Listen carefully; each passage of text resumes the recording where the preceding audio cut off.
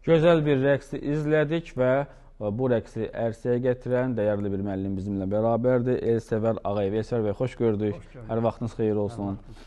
Təşəkkürümü bildirirəm. Təklifimizi qəbul etdiniz və gözəl balalarımızla, fidan balalarımızla efirimizdə qonaq oldunuz. Elsəvər mütəmadi olaraq efirimizdə qonaq olur uşaqlarla bərabər. Rəqs haqqında istədim məlumat verək. Gözəl bir milli rəqsi izlədik. Mən də sizi salamlayıram, Tapdıq bütün əməkdaşlarınızı salamlayıram. Zəfərə aid bir bayraq rəqsi idi. Gözəl bir uşaqlarımız bayraqla müstəqilliyin bərpası günündə də ona uyğun bir gözəl bir rəqsimiz oldu.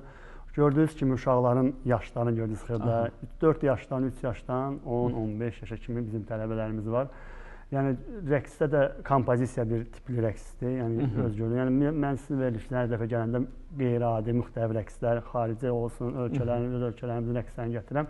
Sağ olun ki, bizə belə şəraitlər yaradırsınız. Uşaqları biz özlərini görürlər, sevinirlər. O da bir motivasiyadır, belə deyək. Əlbəttə ki, biz necə indiki dövrdə bu belə deyək, telefonların, uşaqların belə həyat tərzinin pozması, adəsi olduğu bir dövrdə bu uşaqlar üçün çox motivasiyadır. Həm gəlir məşq edir, həm idman edir, həm özünü efirdə görür. Yəni öz dostları ilə, sinif yoldaşlarının yanında, qohumların yanında özünü görəndə uşaq biraz da daha da həm dərsə onun həvəsi artır, həm də rəqsi artır və həyat təcrübəsi təbii ki artır.